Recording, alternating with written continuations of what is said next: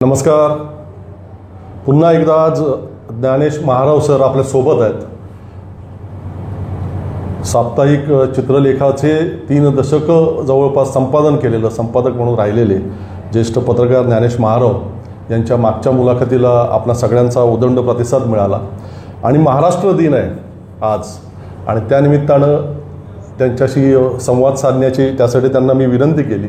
याचं कारण असं होतं की ज्याला आपण महाराष्ट्र धर्म म्हणतो, धार्मिक अर्थाने नाही, महाराष्ट्र धर्म ही एक वेगळी संकल्पना आहे जी आपण मराठी अस्मिता ज्याला बोलतो. या सगळ्यावरती जेव्हा जेव्हा मागच्या 25, 30, 35 वर्षांमध्ये आघात होण्याचे प्रयत्न झाले, महाराष्ट्रावरती आघात करण्याचे प्रयत्न झाले, महाराष्ट्राच्या महापुरुषांची बदनामी करण्याचे जेव्हा जेव्हा प्रयत्न झाले, त्यावेळेला ज्ञानेश महाराव सगळ्याच्या आधी खवळून उठले आणि मग चित्रलेखा असेल किंवा मग त्यांच्या व्याख्यानं, त्यांची भाषणं, त्यांच्या वाणीच्याद्वारे त्या सगळ्याचा रोखठोक समाचार घेण्याचं काम ज्ञानेश महाराव यांनी केलं. सद्य परिस्थितीमध्ये महाराष्ट्राची जी सद्य परिस्थिती आहे सामाजिक आणि राजकीय, या बाबतीत सुद्धा म्हणूनच त्यांच्याशी बोलावं आणि त्यांची मतं जाणून घ्यावीत असं मला वाटलं आणि म्हणून आज त्यांच्याजवळ आलेलो आहे. महाराव सर, पुन्हा एकदा स्वागत आपलं अभिव्यक्तीमध्ये. नमस्कार. अभिव्यक्तीच्या सर्व प्रेक्षकांना नमस्कार. आता लाखाच्या पुढे आपला प्रत्येक व्हिडिओ जातो, तो आता 10 लाखाच्या पुढे जाण्यासाठी आपण प्रयत्न करायचा. आणखीन पोकरकर हे अत्यंत वेगवेगळ्या पद्धतीने आपले विषय मांडतात, त्याबद्दल आधी त्यांचं अभिनंदन आणि महाराष्ट्र दिनाच्या आपल्याला सर्वांना शुभेच्छा.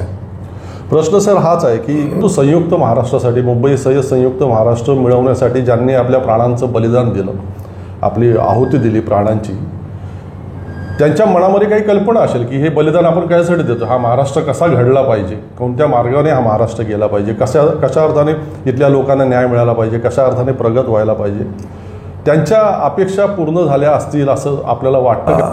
महाराष्ट्राची प्रगती तर जरूर झालेली आहे. राज्य म्हणून, मराठी राज्य म्हणून जे आपण संयुक्त महाराष्ट्राचा लढा लढला गेला, माझ्या सुदैवाने म्हणता येत नाही की आपला जन्मच असतो, परंतु आपल्या प्रवासात मला, जीवन प्रवासामध्ये मला त्या काळामध्ये लढणारी माणसं, ती विचार घेऊन जगणारी माणसं पाहायला मिळाली आणि जाणतेपणाने ज्यांनी संयुक्त महाराष्ट्राचा लढा पाहिला, किंबहुना त्याची सुरुवातही केली.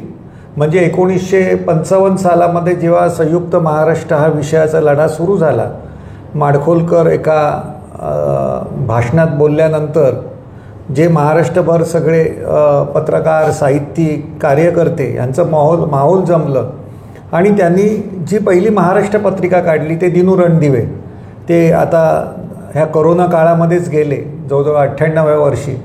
तर ते थेट आपल्याला भेटल्या, म्हणजे बघायला मिळाले, त्यांचं ऐकायला मिळालं, त्यांच्याशी आदानप्रदान विचारांचं करायला मिळालं. किंवा अशोक पडबिद्री नावाचे पत्रकार होते ते, त्याचप्रमाणे आत्माराम पाटील जे शाहीर होते, तर त्यांनी तर म्हणजे जो पहिली जी सभा झाली शिवाजी पार्क वरती 1955 सालामध्ये, त्याच्यामध्येच त्यांनी जे गाणं लिहिलं होतं आणि गायलं पण होतं, खुशाल कोंबडं झाकून धरा, उगवतो माझ्या सरकारा, खुशाल कोंबडं झाकून धरा, संयुक्त महाराष्ट्राचा गोंधळ, हा त्यांनी सादर केला. आणखी तोच नंतर गोंधळ हा अमर शेख यांनी महाराष्ट्रभर नव्हेच तर दिल्लीत जाऊन जवळजवळ 7 तास सतत गायल्यानंतर त्या गाण्यामध्ये महाराष्ट्राची संस्कृती, परंपरा, इतिहास, भूगोल, उत्पादनं ह्या सगळ्यांचा समावेश असलेलं ते गाणं आहे.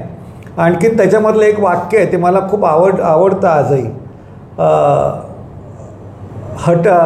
शीर जरी तुटल तरी जो हटणार नाही, हटेल तो रक्ताचा मराठा नाही. हे मराठा ही संकल्पना पण त्यांनी खूप व्यापक केली. आणि मग आपले जे इतर SM जोशी असतील किंवा नानासाहेब गोरे असतील किंवा आचार्य अत्रे, प्रबोधनकार ठाकरे, माधवराव बागल, नाना पाटील यांनी जो संयुक्त महाराष्ट्राचा लढा जो लढला, त्याच्यातून जी माणसं तयार झाली विचारांनी, ती खूप माणसं मला जवळून पाहायला मिळाली. आणि त्या विषयावरती काम करत असताना म्हणजे 99 सालामध्ये संयुक्त आपलं बेळगावचा प्रश्न निघाला, त्यावेळी आंदोलन करायचं होतं. त्याचं आम्ही पत्रकार संघातर्फे, मुंबई मराठी पत्रकार संघातर्फे मला तिथे त्यांनी कॉर्डिनेटर म्हणून नेमलं. आणखीन जवळजवळ मी महाराष्ट्रभर फिरलो. त्याच्यानंतर स्वतंत्र विदर्भाचा प्रश्न आला, त्यावेळी आम्ही तर पहिल्यांदा झालं की हुतात्मा चौकामध्ये आम्ही शाहीर, साहित्यिक, पत्रकार या सगळ्यांना जमवलं. आणखीन त्याची मागणी त्यावेळी सरकारमध्ये असूनसुद्धा आपल्या रणजित देशमुख आणि दत्ता मेघे यांनी केली होती. तर आम्ही त्यांना राजीनामा द्यायला भाग पाडलं, कारण तुम्ही अखंड महाराष्ट्राची शपथ घेतात आणि मग तोडण्याचं कसं काम करतात. आणि तेही मोठे होते, त्यांनी स्वतःहून राजीनामे दिले. पण त्यानंतर फडणवीस किंवा हे नंतर बाकीचे विदर्भाचा प्रश्न केला त्यांनी, जेव्हा स्वतंत्र विदर्भाच्या होती ते जास्ती जागाच मिळवल्या त्यांनी 2014ला. पण त्यांनी तितका स्वाभिमान किंवा तो प्रामाणिकपणा दाखवला नाही त्यांनी, किंबहुना त्यांनी जे विदर्भाचे जे स्वतंत्र विदर्भाचे जे पाठपुरावा करत होते ते श्रीहरी आणि नावाचे, त्यांना महाराष्ट्राचे त्यांनी मुख्य वकील बनवलं त्यांनी. बरोबर. इथपर्यंत त्यांनी त्या विचाराशी गद्दारी केलेली आहे. आणि आम्हाला असं वाटतं की ज्यांनी ज्या हेतूनी त्या 106 हुतात्मे झाले, त्याच्यानंतर हा महाराष्ट्र निर्माण झाला, संयुक्त महाराष्ट्र. पूर्ण महाराष्ट्र निर्माण झाला नाही, बराचसा भाग आपला गुजरातमध्ये डांग जिल्हा अख्खा गेला, बेळगाव राहिला, पुन्हा त्या बाजूला मध्य प्रदेशातला काही भाग गेला, आंध्रामध्ये गेला, तेलंगणामध्ये गेला. त्याचं दुःख घेऊनही जगलेली माणसं होती की नुसती त्यांना मुंबई हवी नव्हती. आणि महाराष्ट्र हे आजचं नाव नाही आहे. एखाद्या राष्ट्रामध्ये अजून एक राज्याचं नाव राष्ट्राला धरून असतं, त्याच्यामागे काहीतरी विचार आहे ना, तो इतिहास आहे, त्याचा भूगोल आहे, संत सुधारकांची परंपरा मोठी आहे, शूरवीरांची परंपरा मोठी आहे, विचारांची परंपरा मोठी आहे. असा आपला महाराष्ट्र आहे. आणि तो सगळा मिळून महाराष्ट्र धर्म झालेला आहे. महाराष्ट्र धर्म म्हणजे ते काही कर्मकांड नाही, तर तुमच्या जगण्याचा वर्तनातून आणि तुमच्या व्यवहारातून तो महाराष्ट्र धर्म जगला पाहिजे. आणि तो कुठे ते हरवला आहे असं वाटतं. त्याच्यामुळे आपण थंड गोळ्याप्रमाणे आज जे घडतंय त्याच्याकडे पाहतोय. तेच खरंच वैषम्य त्याचंच वाटतं की आपण बघितलं तर भगतसिंग कोश्यारींनी कशाप्रकारे ज्योतिबा फुलेंविषयी वक्तव्य केली. शिवाजी महाराज प्राचीन काळचे ते हे होतं उदाहरण देता येईल, आता त्याची गरज नाही, किंवा अशा प्रकारची वक्तव्य झाली. भारतीय जनता पार्टीचे वेगवेगळे त्या सुधांशू त्रिवेदीसारखे प्रवक्ते महाराजांविषयी काहीतरी चुकीचं बोलले. इथले सुद्धा भारतीय जनता पार्टीच्या नेत्यांनी काही असं चुकीच्या पद्धतीची वक्तव्य केली. उसळून का उठत नाही हा महाराष्ट्र? उसळत्या रक्ताचा वगैरे अशा प्रकारची अनेक काव्य आहेत, अशा प्रकारचं उपमा दिल्या जातात. मग ते सगळं गेलं कुठे? आता हे सगळे महाराष्ट्राचा अपमान होत असताना, महाराष्ट्राला मागे ढकललं जात असताना, महाराष्ट्राच्या महापुरुषांची बदनामी केली जात असताना महाराष्ट्र सुस्त काय आता? स्वार्थासाठी, सत्ता स्वार्थासाठी ह्या सगळ्या गोष्टी सहन केल्या जातात. हे शेवटी समाजाचं नेतृत्व कोणीतरी केलं पाहिजे. मग ते शाहीर असतात, साहित्यिक असतात, पत्रकार असतात, इतर समाज घटक असतात. परंतु माणूस व्यापक झालाच पाहिजे. आपण जेव्हा हे विश्वची माझे घरं अशी कल्पना मानतो त्यावेळी हा परका, हा उपरा, तो बाहेरचा असं बोलून चालणार नाही. ही गोष्ट खरी आहे. परंतु तुमच्या अस्मितेला जेव्हा ठेच पोचते तेव्हासुद्धा तुम्ही बोलत का नाही? म्हणजे कर्व्यांनी मागितली तर ती दक्षिणा असते. आणखीन भाऊराव पाटलांनी मागितले, पैसे मागितलं ती भीक आहे असं चंद्रकांत पाटीलसारखा माणूस मंत्री असलेला बोलतो. लोकांना लाजा वाटत नाही. रयत शिक्षण संस्था एवढी मोठी आहे, त्यांनी त्यांचा निषेधही केलेला नाही साधा. ह्याचा अर्थ हे तडजोडीच्या राजकारणामध्ये त्या महाराष्ट्र धर्माची, महाराष्ट्र व्यवहाराची, संस्कृतीची माती झाली तरी चालेल, माणसाचं त्याचा स्वाभिमान दुखावला तरी चालेल, पण आम्ही राहिलो पाहिजे. आता आपल्या ह्यानी कोश्यारीने ते काही शिल्लक ठेवलं नाही.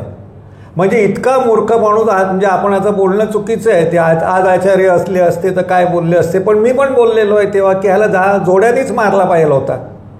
राज्यपाल काय असेल, त्याला कोणी भाषण लिहून दिलं ते इथल्याच माणसाने लिहून दिलं आहे ना, बरोबर. त्याला काय अक्कल होती त्याला?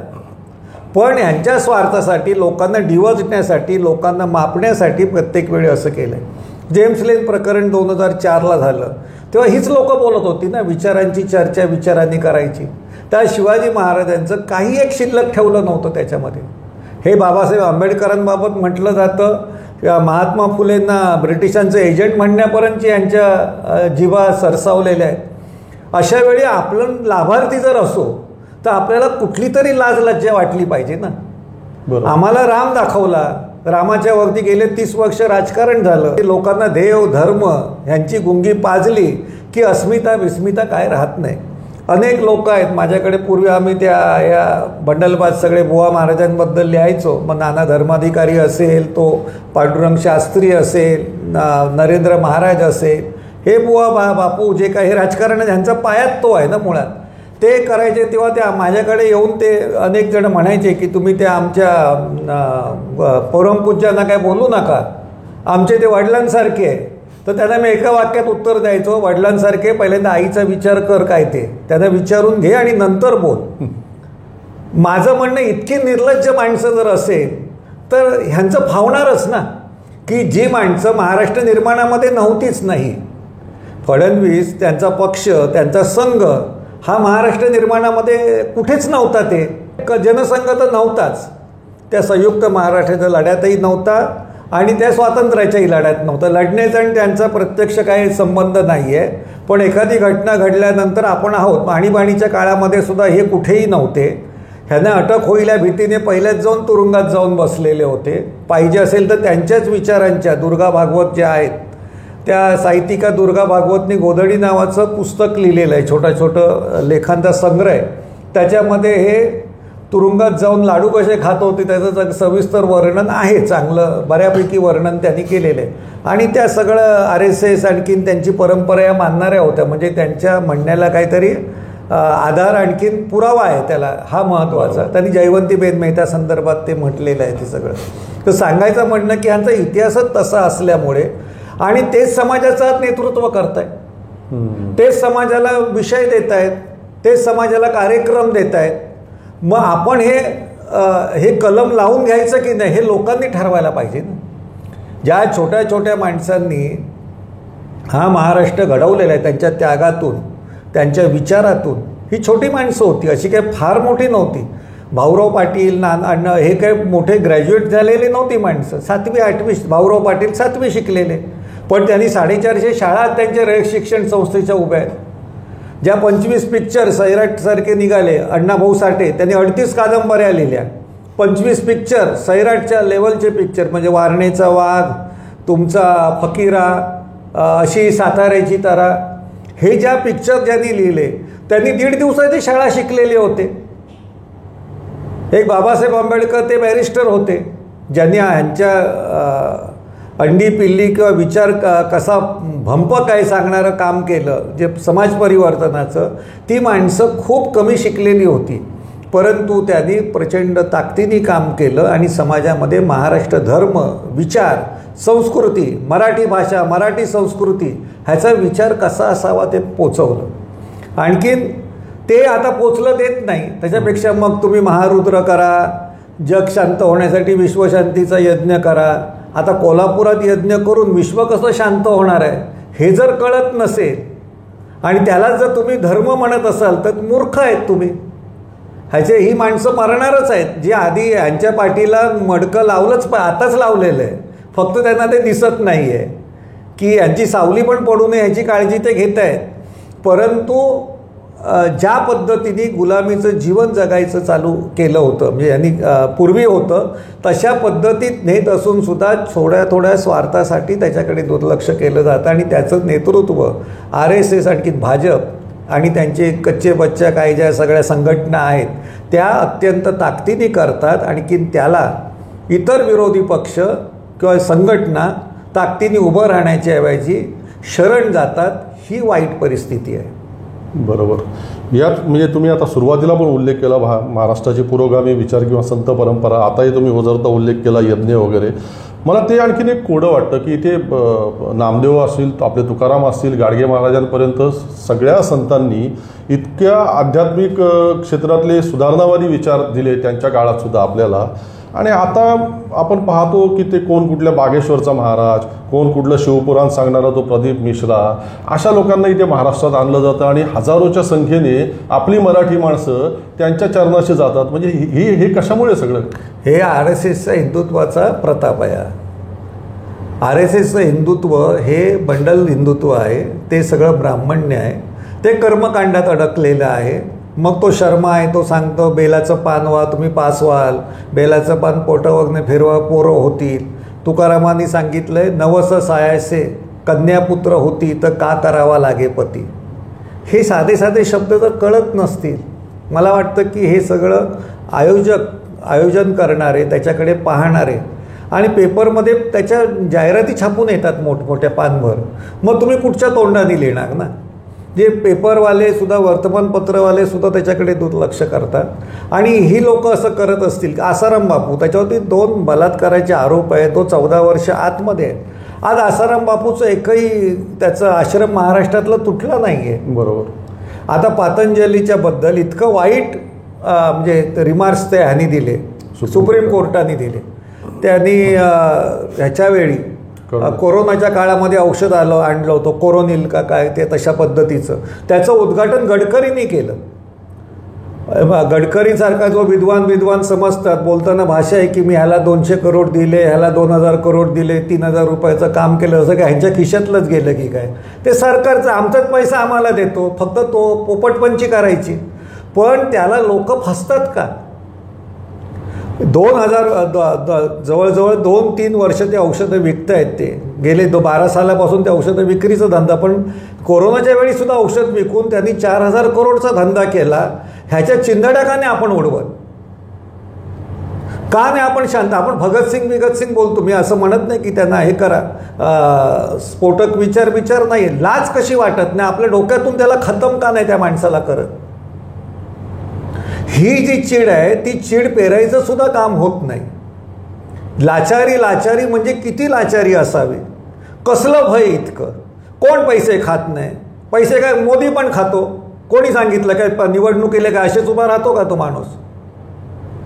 काय शहा काय अमित शहा काय नुसतं उभा राहतो काय. निवडणुकीला 10-10, 15-15 कोटी रुपये हे नाही खर्च करत. लोकांनी काय 10-10 रुपये आणि 100-100 रुपये निवडणुका जिंकतात ना, जमवतात सांगतात. ती सुमित्रा महाजन सांगायची 1-1 रुपये देऊन मी जिंकू. हे साप खोटं असतं. ह्यांचे दलाल असतात, ते पैसे खर्च करतात आणि नंतर ह्यांचे लेटर हेड घेऊन त्याच्यावरती हवं ते लिहून आपली कामं करून घेतात.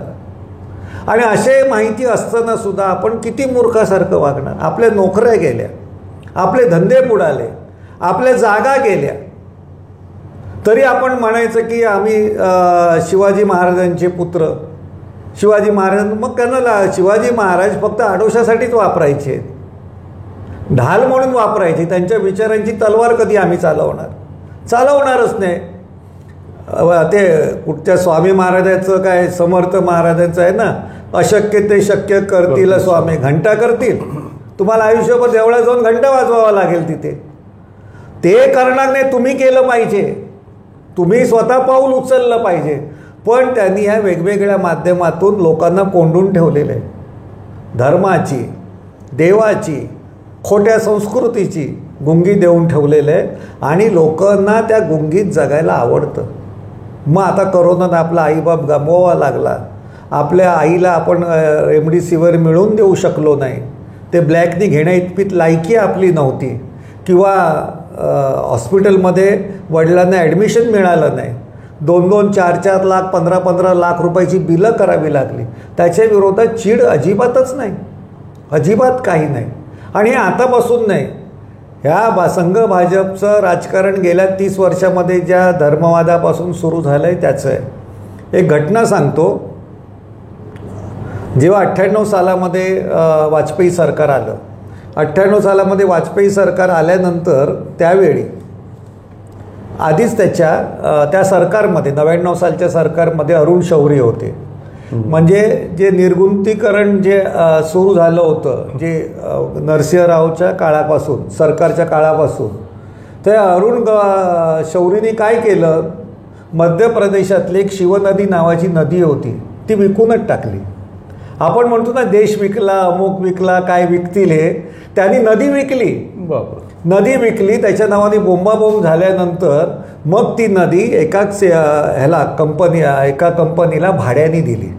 लोकांना काही चिडबिड आली नाही की एक नदी विकून टाकू शकतो परक्या लोकांना. आपण असं म्हणतो ना की पूर्वीच्या राजांनी देश विकला, ब्रिटिशांनी इकडचं तिकडे घेऊन गेले, कोहिनूर घेऊन गेले, त्याच्यावरती राजकारण करतात, भवानी तलवार घेऊन गेले, आता वाघनखं येणार आहेत. त्याच म्युझियमनी सांगितलेलं आहे ती वाघनखं काय नाही शिवाजी महाराजांनी वापरलेली नाही, ती नकली आहे. त्याचं पत्र पण इतिहास तज्ज्ञांना आलेलं आहे. ते एकदा आलं की यांच्या कसं कपडे काढायचे ते बघू आपण, तो पुढचा विषय. पण लोक एका बाजूला त्याच्यावरती भाळतातही आणि त्याच्यावरती फसतातही. हे यांना कळल्यामुळे यांनी खूप गोष्टी केल्या. आता गेल्या 10 वर्षामध्ये 46 पैकी ज्या चालणाऱ्या प्रॉफिटमध्ये सरकारी असलेल्या 28 कंपन्या यांनी विकल्या. सगळ्यात प्रॉफिट देणारी LIC त्याच्यावरती यांचा डोळा आहे. इतक्या तुमच्या मोठमोठ्या नोकऱ्या गेल्या. आज पेपरमध्ये काल 2-3 दिवसापूर्वी होतं की राष्ट्रीय सेवक संघाचे मोहन भागवत सांगतात की आम्ही आरक्षणाला आमचं समर्थन करतो. की तुम्ही करणार, पण आरक्षण मिळण्यासाठी नोकऱ्या राहिल्यात का? नोकऱ्या तुम्ही शिल्लक ठेवल्यात का? तुमचं आरक्षण आता सरकारपुरतं नाही आहे, खाजगी कंपन्यामध्ये सुद्धा आहे. खाजगी कंपन्यामध्ये CEO कोण असला पाहिजे, एक्झिक्युटिव्ह कोण असला पाहिजे, हेही तुम्ही आता ठरवताय. आणि याच्या विरोधात चीड जर व्यक्त होत नसेल, फक्त प्रत्येक वेळी मतदानाचं का आपण वाट पाहायची? मग तुम्ही जर त्याच्या विरोधात उभे राहिले नाही तर तुमची शरणागती आहे ती घातकच ठरणार आहे ना. शेवटी ती घातक ठरायची वेळ आलेली आहे. यांनीच आल्यानंतर सगळ्या गोष्टी विकायला लागले. ते उद्योगपती आहे, जवळ 500 उद्योगपती असे देशाबाहेर गेले गेल्या 10 वर्षामध्ये की ज्यांचा टर्नओव्हर 5,500 ते 2 लाखापर्यंत 2,000 करोडपर्यंत होता. ते महत्त्वाचे होते ते सगळे उद्योगपती. छोटे छोटे धंदे गेले, नाका कामगार गेले, संपवले. आणि आता ते इनोव्हेशन्स किंवा नवीन नवीन स्टार्टअप म्हणून इंजिनियरनी वडापावचा धंदा सक्सेसफुल केला, ह्यासाठी इंजिनियर बनवलेला नाही त्याला. जसं एखाद्या डॉक्टरनी गव्हर्नमेंटचे सगळे फायदे घ्यायचे आणि ॲक्टर नंतर बनायचं आणि डॉक्टर म्हणून मिरवायचं, तसं आहे ना ते. बरोबर. एखादा IITचा इंजिनियर हे झालेला असेल, त्याचं बॅचलर तिकडचा पदवीधारक असेल, त्याने नंतर IAS IPS कशासाठी करायचं ना? तर ग्रॅज्युएट होऊन सुद्धा करता येतं ना. एका मुलगा त्या चांगल्या संस्थांमध्ये गेला असता, मग तो कुठल्याही रिझर्वेशनमधला असेल, पण यांनी सगळ्या बाजूने खलास केलेलं आहे. आणि आता समर्थन करणारच ना तुम्ही. संविधानाबद्दल कसं हललं नाही? हलवलेलं आहे ना. बाबासाहेब आंबेडकरांनी सांगितलं संविधान अंतिम नाही आहे, पण लोकांच्या हितानुसार कायदे बनवा. असा कुठला हिताचा लोकांचा कायदा बनवला यांनी? तो शेतकऱ्यांचा केला ते बोंब मारतायत. जवानांसाठी केलं तर अग्निवीर त्यांना बनवलं. 15-15 वर्ष आपलं गोळ्या झेलायची ताकद असलेली जी मुलं होती, त्या फायर ब्रिगेडसारखं नाही तर सिक्युरिटी कामगारासारखं त्याला 3-3 वर्षासाठी राबवायला लावलं. काय केलं यांनी? आणि हे संविधान हलवणारच आहे, हलवलेलंच आहे. म्हणून त्यांनी जाळणारे संविधान जाळणारे संघाचेच ABVPचे भाजप संघाचेच जे प्रशंसक आहेत किंवा त्यांचे साथीदार असलेले अखिल भारतीय विद्यार्थी परिषदेचेच कार्यकर्ते कसे असू शकतात? संविधानाची चर्चा 1998 पासून सुरू झाली, ती वाजपेयी सरकारच्या काळातच का सुरू झाली? संविधान हा एक अत्यंत वेगळा विषय आहे ना. जसं तुम्ही सावरकरांना ही लोक पुढे करतात आणि हेडगेवार आणि गोळवळकरांची दाढी कोणी खेचू नये याची काळजी घेतात ना, तशी त्यांच्या धर्मग्रंथाच्या मनुस्मृतीची चर्चा कोणी करू नये म्हणून संविधानाची खिलवाड चालू आहे का, खेळ चालू आहे का? मला वाटतं हे सुशिक्षित लोकांना समजलं पाहिजे. हे 40 पैशामध्ये किंवा 2 रुपयात 5 रुपयात फॉरवर्ड करणाऱ्यांना समजणार नाही, पण सुशिक्षित असतात त्यांनाच समजलं नसेल तर आपला महाराष्ट्र धर्म की जो राष्ट्राला मार्गदर्शन करणारा आहे, जो स्वीकारला गेलेला आहे. म्हणजे मी मागच्या तुमच्या मुलाखतीत सांगितलं, एक संतांनी तिकडची भूमी, नरसिंह मेहता एकच आहे ना गुजरातमध्ये, नंतर ते बोगस कोण महंत संत झाले असतील ते गोष्ट वेगळी. त्यांना एक संत पुरे पडला ना. गुरु नानक ह्याच्यामध्ये एक शीख संप्रदाय उभा राहू शकला ना. महाराष्ट्रामध्ये ज्ञानोबा तुकोबांच्या विचारातून वारकरी संप्रदाय उभा राहिला. आपल्याकडे 10-10, 15-15, 20-20 संत होऊन सुद्धा आपल्याला हे भाडोत्री संत लागतात कशाला, बुवा लागतात कशाला? बरोबर. ह्याची जर लाज लज्जा नसेल तर कसला महाराष्ट्र धर्म, कसला मराठी बाणा? आपल्याकडे मराठी बाणा आहे, तो पण नाच गाण्याचा कार्यक्रम असतो, बाल्यांचा डान्स, जाखडी नृत्य चांगलं आहे ते, कोळी नृत्य, कुठलं आपलं अंबाबाई दाखवतात 8 हात असे करून ती जीभ बाहेर करून पोरांना उभं करायचं, म्हणजे महाराष्ट्र मराठी बाणा नाही आहे. मराठी बाणा हा खूप विचाराने परिपक्व असलेला आहे, तो ताकदीने सांगितलेला आहे. एक माका देशपांडे नावाचे लेखक होते, डिक्शनरी त्यांची पूर्वी होती. ते एक उत्तम विचारवंत पण होते आणि उत्तम लेखक पण, कविता पण होती. त्यांनी असं लिहिलं आहे, मराठी बाणा ताटर पुरा असे पोलादाचा सुरा. आपले एवढे कारखाने गेले तरी आपलं सुरातच जाऊन दे, पण तो खिशातच वागतो की काही समजत नाही, अशी परिस्थिती आली. मराठी बाणा ताटर पुरा असे पोलादाचा सुरा, जरी नसे मराठी कुबेर कुणी सुखी. आमच्यामध्ये कोण कुबेर नसेल, आडनावाचे असतील, पण असं का कोणी अदानी अंबानी नसेल. जो नसे मराठी कुबेर कोणी सुखी, जरी कांदा भाकर हीच मराठी मुखी. ना झेला याचा कधी कुणाची थुंकी. आज परिस्थिती तशी नाही आहे. आपले मुख्यमंत्री पण कोणाच्या थुंक्या झेलतात ते आपण बघितलेले. बरोबर. जे कुठे सुरतला गेले होते, ते दारू प्यायलेले होते, त्याचा जो व्हिडिओ झाला, तुम्हाला इथे कोणी अडवलं विचारलं तर इकडे तिकडे बघत होते. नंतर फडणवीस काय कानात सांगतात ते ऐकणार, शहाभाया सांगतात ते ऐकणार, त्याचा अभिमान वाटणार. तर मराठी बाणा कसा, ना झेला याचा कधी कुणाची थुंकी, लोकमनातून स्वच्छ वाहतो सह्याद्रीचा झरा, असा असे मराठी बाणा. पुढे ते म्हणतात, जिंकाल तरी या प्रेम घेऊन उरी, जिंकाल तरी या प्रेम घेऊन उरी, जाणतो मराठी प्रेमाची चाकरी. घेईल भाबडा लोटांगण भुवरी, मात्र डिवचता. तुम्ही डिवचाल, मात्र डिवचता अचूक तुमच्या मात्र डिवचता अचूक तुमच्या दंश विचारी करा, मराठी बाणा असे ताटर पुरा. मग दंश मारण्याशिवाय राहणार नाही. माझ्या पद्धतीने जिथे जिथे मला संधी मिळाली तिथे तिथे मी सोडलं नाही. कारण जे मराठी बाणा म्हणून मिरवतात ते किती लेचे पेचे आहेत ते आपण गेल्या 30-35 वर्षात अत्यंत ताकदीने बघितलं. पण ह्याच्यामध्ये सामान्य माणसाची फरफट होते. परंतु निवडणूक अशी गोष्ट आहे की तुम्हाला इतर वेळी व्यक्त होता येत नाही काही कारणामुळे, पण व्यक्त व्हा, नाहीतर तुम्हाला शिवाजी महाराजांचं नाव घ्यायला पण हे देणार नाहीत. कारण एवढा टिंगलटावाळ्या ह्यांनी करून ठेवलेल्या आहेत. शिवाजी महाराज असतील, शाहू फुले, आंबेडकर, ह्यांचा विचार, हा विचार आम्ही पोचवला नाही, तो पोचवायला पाहिजे. लोक म्हणतात कधी तो विचार होता, कधीच नव्हता ना. तो असला असता तर इथे भटशाही आणि शेठजीची युती झाली असती का?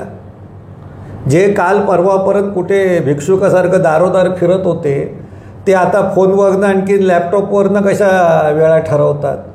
आणि आपण फोनवरनं दक्षिणासुद्धा फोनवरनं ट्रान्सफर कशी करतो. लाज लज्जा वाटली पाहिजे आपल्याला. मराठी माणसांनी एवढं धन असताना आम्ही ते टाकून दिलेलं आहे. मग यांनी खोटे खोटे गेल्या 15-20 वर्षामध्ये देव जागृत केले, पडकी देवळं जागृत केली, अंबाबाईची जत्रा जोरात चालायला लागली, तिकडे काळूमाईची चालायला लागली, येडूबाईची चालायला लागली, आंगणेवाडीची चालायला लागली, बुवा महाराज निघाले, डुप्लिकेट निघाले, इथपर्यंत हा बाजार वाढलेला आहे. मला असं वाटतं की आता वेळ आलेली आहे की आपल्याला जो खरा महाराष्ट्र धर्म संतांनी सुधारकांनी सांगितले तिथवर आपण पोचलं पाहिजे. बरोबर, अतिशय महत्त्वाचं आहे सर. तुम्ही डॉक्टर बाबासाहेब आंबेडकरांचं खूप वेळा नाव घेतलं आता आणि ते बरोबरच आहे. आणि त्याच्या आधीच्या मुद्द्यावरती संविधानावरनं तुम्ही बोललात, संविधानावरती होणाऱ्या आघातांबद्दल बोललात. थोडंसं राजकीय अँगल येईल या प्रश्नाला, परंतु तो आता विचारावा असं वाटतं मला. हे बाबासाहेब आंबेडकरांच्या संविधानावरती, घटनेवरती, विचारांवरती आघात घालण्याचा प्रकार जो आता जोरात सुरू आहे संघ आणि भाजपकडनं, मोदी आणि या सगळ्यांकडनं, असं असताना बाबासाहेबांच्या विचारांचा वारसा पुढे नेण्याचा दावा करणारे लोकच त्या भारतीय जनता पार्टीला, संघाला मदत होईल अशी भूमिका घेताना दिसता महाराष्ट्रामध्ये. कसं बघता तुम्ही या विसंगतीकडे? विसंगतीला पण एक सुसंगती आहे, नाही असं नाही आहे. आज जे भाजपाचं किंवा संघाचं संकट देशामध्ये निर्माण झालं हे कोणामुळे झालं? आधीच्या ज्या सत्ता काँग्रेसच्या, राष्ट्रवादीच्या, आज महाराष्ट्रापुरता बघितलं तर ह्यांच्यात नालायकीपणामुळे झालं ना. आज शिवसेना महाविकास आघाडीमध्ये आहे, पण शिवसेनेने 30 वर्ष भाजपचीच राखण केलेली आहे ना. भाजप म्हणून मोठा झालेला आहे ना. त्यांनी ते पिल्लू आणलं आणि पिल्लू करता करता लक्षात आलं की ते कुत्र्याचं म्हणून आणलं आणि झाला लांडगा निघाला ना. तो तुमचे लचके तोडायला लागल्यानंतर तुम्हाला जाग आलेली आहे. तुमचा द्रष्टेपणा कुठे दिसत नाही त्याच्यामध्ये. दुसऱ्या बाजूला जो बाबासाहेब आंबेडकरवादी जे विचारांचे पक्ष रिपब्लिकन आहेत, म्हणजे आठवले आहेत, ह्यांच्यामध्ये सगळ्यात मोठा दोष आहे जे स्पष्टपणे सांगितलं पाहिजे की काँग्रेसबरोबर जायचं की भाजपबरोबर जायचं. त्यांचं असतं की काँग्रेसबरोबरच गेलं पाहिजे. त्याचं कारण हे त्यांचं मत ठरलेलं असतं. मग काँग्रेसची बार्गेन होतं. माझं असं म्हणणं की आज वंचितनी म्हणजे आपल्या प्रकाश आंबेडकरांच्या वंचितनी 6 ठिकाणी पाठिंबा दिला आहे काँग्रेस आणि राष्ट्रवादीच्या उमेदवारांना. त्याच्यासमोर राष्ट्रवादी आणि काँग्रेस पक्षांनी किंवा शिवसेनेनी वंचितच्या कुठल्या उमेदवाराला पाठिंबा दिला असं तुम्ही ऐकलेलं आहे का? किंवा प्रकाश आंबेडकरांना. एक सुसंगती सांगतो, दोष सांगतो त्यांचा, कारण हे नाही नसल्यामुळे त्यांची तशी मतं बनणार. दुसऱ्या बाजूला कवाडे असतील, आताचे जे कोण असतील, पूर्वी BC कांबळे होते, खोब्रागडे होते, अजून गवई होते. ही लोकांनी पण जो आंबेडकरी समाज होता तो असाच बांधून ठेवलेला होता की माझ्या पलीकडे कोणाला मिळायचं नाही. मी खासदार बनीन, मी आमदार बनील, काय मला काय बनायचं असेल ते मी बनीन. आणि हे लोकशाहीचं बाबासाहेब आंबेडकरांची लोकशाही सांगणार. ह्याच्यासारखी विसंगती कुठली नाही. बरोबर. पण सुसंगती आहे त्याला की आपलं त्यांना विचारलं की बाबा तुम्ही बाकीच्या तुम्ही जर तडजोड केली, तुम्ही आला तर तुमच्यावर 6 आमदार येतील, तेवढ्या लायकीची माणसं आहेत का म्हणून विचारते. ह्यांचं राजकारण असतं ते स्वयंकेंद्रीय असतं. त्यामुळे आठवले भाजपमध्ये सुद्धा असू शकतात, आठवले काँग्रेसबरोबर सुद्धा असू शकतात. मग त्या गोष्टी बिष्टी सांगतील, प्रकाश आंबेडकर पण सांगतील, ते त्यांच्या पद्धतीनं काँग्रेसबरोबर आहेच ना पाठिंबा दिला. तुम्ही सीट काढा आणि दुसऱ्या सीटचं नाव सुचवा ना, ते नाही सुचवू शकणार. ही वस्तुस्थिती आहे. अर्थात राजकारणामध्ये अशा खेळ्या असतातच त्याला आपण मोठ्या पटलावरती म्हणजे लोकशाही आणखीन काय आपलं संविधान ह्याच्यावरती लावण्यामध्ये काय अर्थ नाही आहे. पण प्रकाश आंबेडकर जे बोलतात तेवढं माध्यम इतरांना बोलायला देतं का? ते आता प्रकाश आंबेडकर सध्या TV मीडियाचे डार्लिंग आहेत. ते चांगली गोष्ट आहे. म्हणजे ते मांडतात ते विषय 100% मांडतात. पण ते असं सांगतात का कधी की माझ्याप्रमाणे असे 100 जण मानणारे त्यांनाही बोलवा? मग जाणीवपूर्वक त्यांना जेव्हा मांडलं जातं तेव्हा आपण इन्स्ट्रुमेंट असतो का कोणाचे, ह्याचाही आपण विचार केला पाहिजे. अनाऊतपणे त्यांनाही माहिती नसेल पण आपल्याला कोणी इतकं महत्त्व जास्त देतं, मग आपलं महत्त्व वाढतं आपल्या कुवतीपेक्षा, आपले जे प्रत्यक्ष परिणामकारी कुवतीपेक्षा.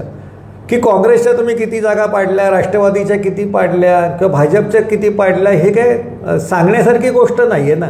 तुमच्या किती जिंकून येणार ते सांगा. बरोबर. 1, 2, 4, 5 ही उलटी बार्गेनिंग आहे ना, ती बाबासाहेब आंबेडकरांनी कधी केलेली नाही आहे. बाबासाहेब आंबेडकरांनी खूप चांगलं सांगितलं आहे संविधानाबद्दल आणि इतर गोष्टींबद्दल की खूप ते आपण लक्षात घेण्यासारखं आहे. समजलं की नाही की संविधानची हा जो विषय आहे, जो महत्त्वाचा विषय आहे की संविधान सांभाळायला, संविधान हे कोणावरती आम्ही लादणार नाही, पण संविधान जर तुमचं शील चांगलं असेल, चारित्र्य चांगलं असेल, व्यवहार चांगले असेल तरच ते 100% चांगलं पवित्र राहील आणि टिकेल. नाही तर चारित्र्यहीन माणसांच्या समोर, भंपक माणसांच्या हाती, खोटं बोलणाऱ्या माणसांच्या हाती, स्वार्थ साधणाऱ्यांच्या हाती केलं की काय 10 वर्षात झालेलं आपण बघतो. अच्छे दिन म्हटल्यानंतर आपल्याला आनंद वाटला. कसं फसू शकलो मला सांगा. आता मोदींनी काहीतरी मंगळसूत्राचा विषय सुरू केला. कुठपर्यंत हात घालता तुम्ही? मंगळसूत्र का हा काय ह्याचा विषय आहे काय? ती मंगळसूत्र गेली केव्हा? ते तुम्ही नोटा विकल्या ना, नोटा बदलल्या, 1000-500च्या नोटा जेव्हा बदलल्या तर गरिबाच्या बायकांच्या गळ्यामध्ये जे मंगळसूत्र होतं ना बेंटेक्सचं ते पण गेलं.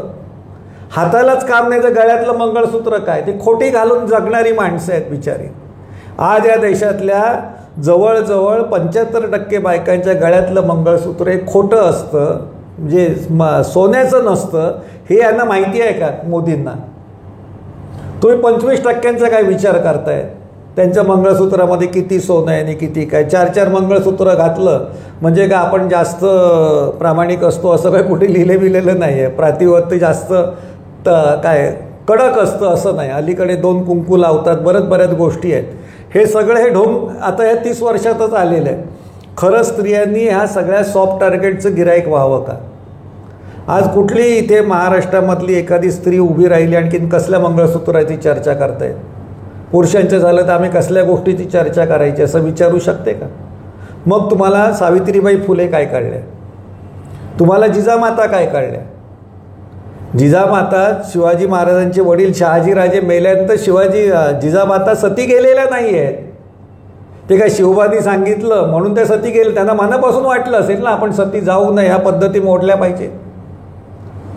आपल्या सावित्रीबाई फुले असतील, त्यांनी नवरा गेल्यानंतर महात्मा फुलेंच्या प्रेताला तर त्यांनी मडकं हातात धरलेला आहे ना, त्यांनी नाही फिकीर केलेली आहे इतकी कुठल्या गोष्टीची.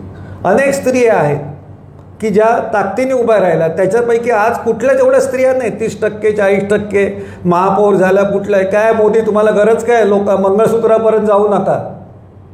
तुमच्यापर्यंत पोचायचं असेल तर काय आम्ही तुमचं खेचायचं? जानवं खेचायचं, अंगठी खेचायची की काय खेचायचं?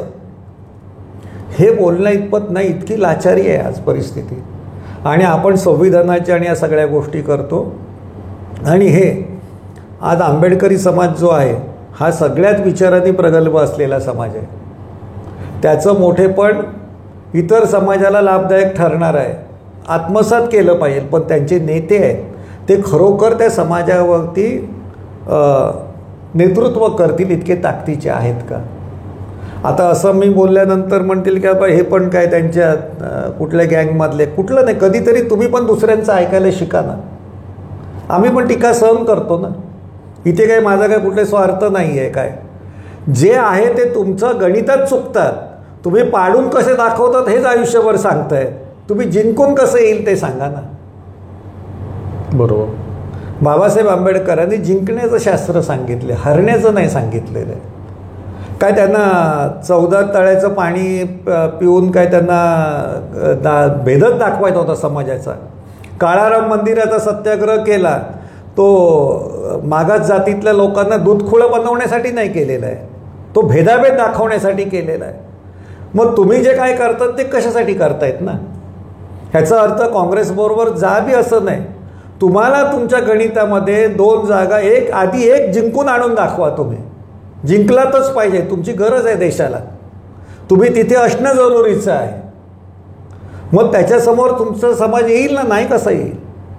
पण आतापर्यंतचा ट्रॅक रेकॉर्ड बघितला तर ते दिसत नाही, म्हणून तुम्हाला तसा प्रश्न पडला असावा. जे काय वातावरण आहे राजकीयदृष्ट्या सध्या महाराष्ट्राचं आणि देशाचं, या सगळ्याकडे कसं बघाल तुम्ही? पहिले महाराष्ट्रातल्या विशेषतः तरुण मुलं जी आहेत आज 25-40 जे व्हॉट्सअप युनिव्हर्सिटीतनं हे झाली आहे, त्यांना महाराष्ट्राचा इतिहास काही माहिती नाही आहे. महाराष्ट्राचा भूगोलही फारसा माहिती नाही. फक्त जत्रा यात्रा आणखीन ती तीर्थस्थानं ठिकाणं माहिती असतील.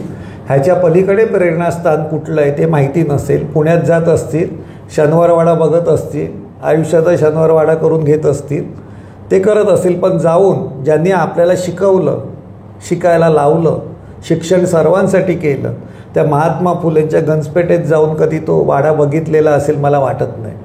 जो तो वाडा बघेल गंजपेठेतला, महात्मा फुलेंचं घर आहे तिथे, सर्वांसाठी खुला, पाण्यासाठी खुला केलेला हौद आहे तिथे, अनेक गोष्टी तिथे आहेत. तो बघितल्यानंतर या भाजप आणि संघवाद्यांच्या खोट्या नकली हिंदुत्ववादाच्या नादाला कधी जाणार नाही. ते नकली हिंदुत्व आहे. खरं हिंदुत्व आहे ते माणसाला प्रज्वलित करतं, व्यापक बनवतं. ते हिंदू मुस्लिम असा खेळ मांडत नाही, दलित सवर्ण असा खेळ मांडत नाही. जे शाहीर आत्माराम पाटील आहेत त्यांनी एका वाक्यात सांगितलेलं आहे, ईश्वर अल्लाह एकच नसते तर भांडून भांडून मेले असते. हे 7वी शिकलेला माणूस सांगतो.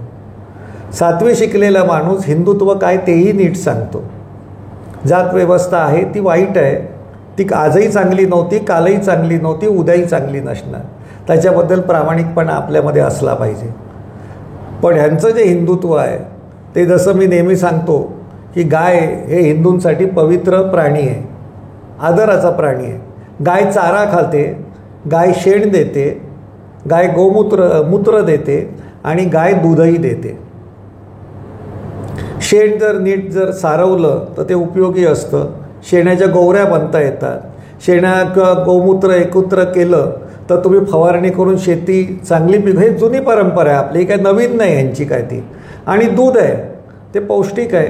दुधाचं दही होतं, दह्याचं ताक होतं, ताकाचं लोण्याचं काय ते तूप होतं. 1800 रुपयाला विकलं जातं. आणखीन शिवाय काय छेन्ने मिठाई होतं.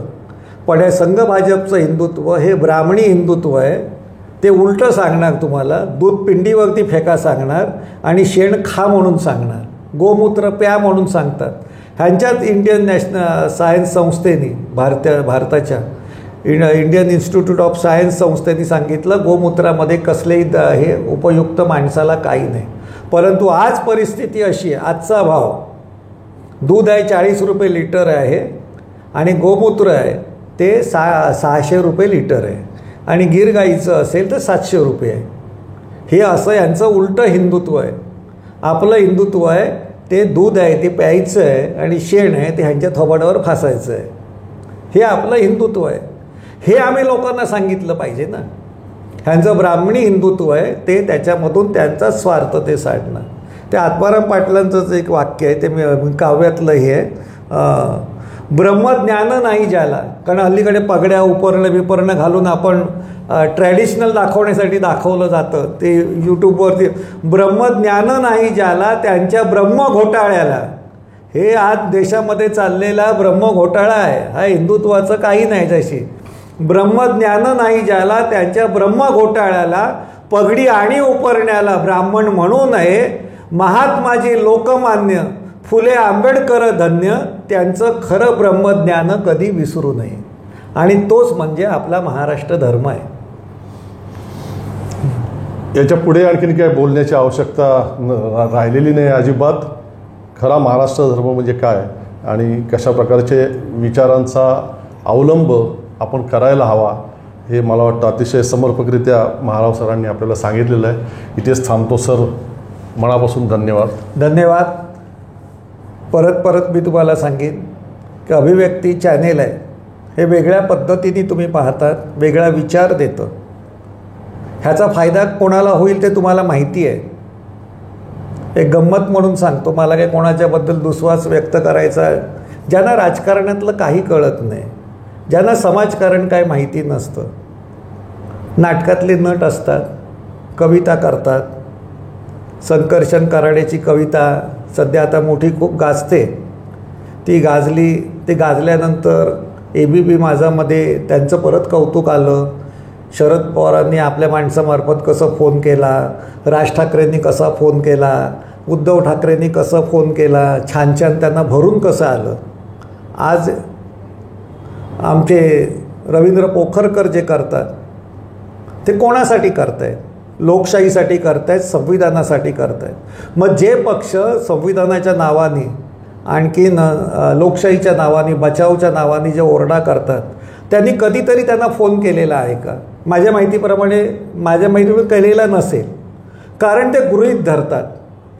अशांच्या नालायकीमुळेच हे आजची परिस्थिती निर्माण झालेली आहे की जे खोटे लोक आहेत त्यांना खोटेपणा रेटण्यासाठी प्रचंड प्रमाणामध्ये पैसा, पाठिंबा सगळा मिळत असतो. पण जे प्रामाणिकपणे करतात त्यांच्यावरती शाबासकीची एक थाप पण देण्याची ह्यांच्याकडे दानत नसते.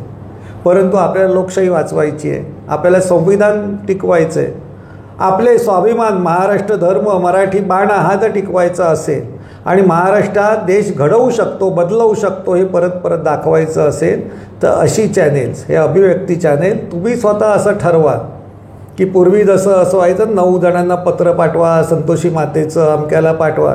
तुम्ही 10 लोकांना सांगा. आज जर 1,80,000 असतील, 80,000 असतील, 86,000 आहेत तर ते असतील तर आपण 1 महिन्यामध्ये का नाही आपण असं 10 लाख करू शकत? हे एकदा दाखवून देऊया ना आपली ताकद. आपल्याला कोणाला दाखवण्यासाठी किंवा दुस्वासासाठी नाही आहे. परंतु असं गृहीत धरलं जातं. आणि सर मी तर तुम्हाला सांगतो की पिढ्यानं पिढ्या हे असंच होत गेलं.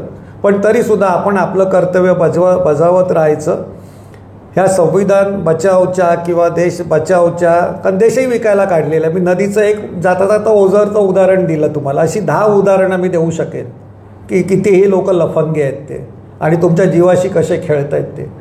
तर ही परिस्थिती असताना तर आपणच सहाय्य करायचं आहे. जे काय करता येत असेल ते करा. माझ्या पद्धतीने मी जे काय द्यायचं असेल, करायचं असेल ते करीन. पण तुम्ही जरूर करा. आणि अभिव्यक्ती म्हणजे तुमची अभिव्यक्ती आहे, तुमचा स्वाभिमान आहे, तुमचा महाराष्ट्र धर्म आहे, तो वर्धिष्णू व्हावा. ह्यात महाराष्ट्र दिनाच्या शुभेच्छा. धन्यवाद.